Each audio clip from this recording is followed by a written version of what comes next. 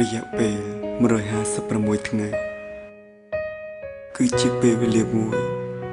ដែលប្រែក្លាយរូបខ្ញុំពីមនុស្សឯកោឲ្យក្លាយទៅជាមនុស្សរីករាយប៉ុន្តែ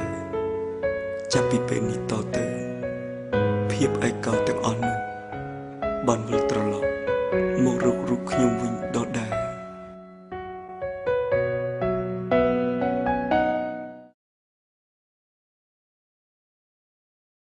គួរអាណិតបរមម្នាក់ហ្នឹងខ្លួនពិការហើយគ្មានសញ្ញាទៀតបើបងឯងគិតអញ្ចឹងជួយគាត់យកតបនទៅ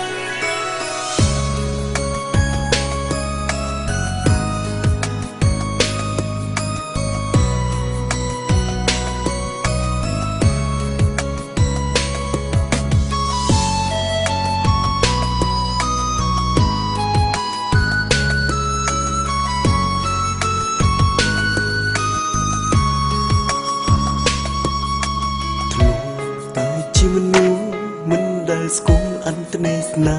ហាមានចិត្តឯកាគ្មានអ្នកណាគេចង់ចូលក្បែរតែពេលអូនមកដល់ឲ្យបងស្គាល់អ្វីជាស្នេហ៍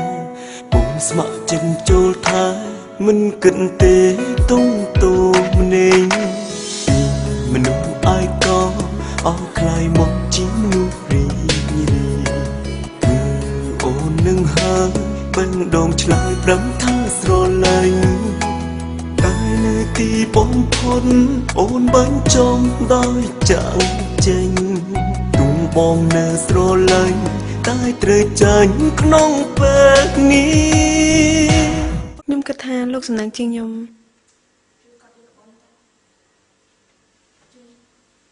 ខំព្យាយាមទៅណាបើលោកគិតថាមិនសម្រាប់អ្នកណាសម្រាប់ខ្ញុំបានអត់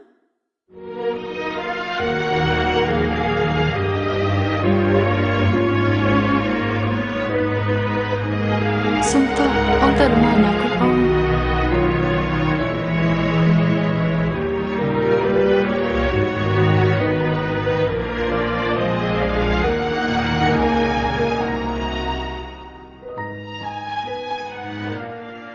ពេលឮពាក្យអូនសុំលីបងស្ទើរស្លាប់ទាំងមិនដឹងខ្លួនយ៉ាងណាទើបអាចខាត់អូព្រោះបេះដូងគ្មានស្ងួនមិនបានបើដឹងមុនមានថ្ងៃនេះបងនឹងសុំគុំស្គាល់កលយ៉ាងព្រោះពេលនេះគ្មានចិនក្លាហាលុបអូនបានចេញពីបេះដូង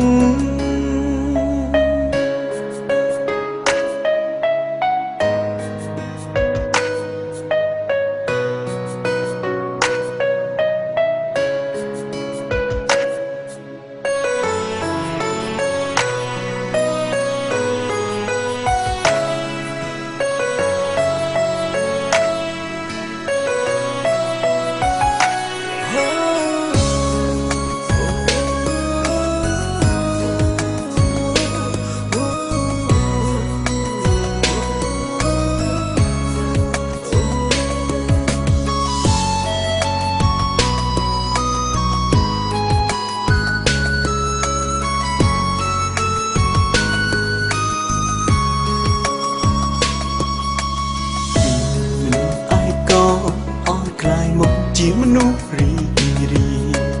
គឺអូននឹងហើយបេះដូងឆ្លើយប្រំថាស្រឡាញ់តែនៅទីបំផុតអូនបាញ់ចំដោយចាក់ចេញញ៉ាំថ្នាំហើយនៅបងនៅស្រឡាញ់តែត្រូវចាញ់ក្នុងពេលនេះពេលឮពាក្យអូនសុំលីបងស្ទើរស្លាប់ទាំងមិនដឹងខ្លួនយ៉ាងណាទើបអាចខាត់អូព្រោះបេះដូងគ្មាន ស្ងួនមិនបើដឹងមុនមានថ្ងៃនេះបងនឹងសូមគុំស្គាល់កលយ៉ាងព្រោះពេលនេះគ្មានចិនក្លាហាលុបអូនបានចេញពីបេះដូង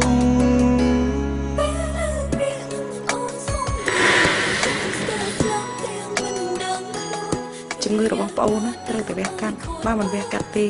គ្រូបាន4-5ខែទៀតទេប៉ុន្តែក្នុងការវះកាត់នេះមានសង្ឃឹមតែ10%ប៉ុណ្ណោះ បងនឹងសូមគុំស្គាល់កលយ៉ាងព្រោះពេលនេះគ្មានចិនក្លាហាលុបអូនបានចេញពីបេះដូង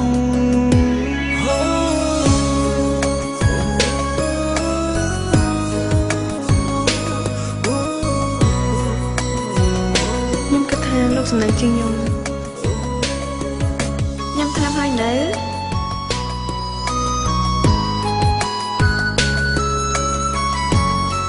បើអញ្ចឹងខ្ញុំនឹងប្រើជីវិតចុងក្រោយរបស់ខ្ញុំដើម្បីមើលថែអ្នកជំងឺនៅទីនេះ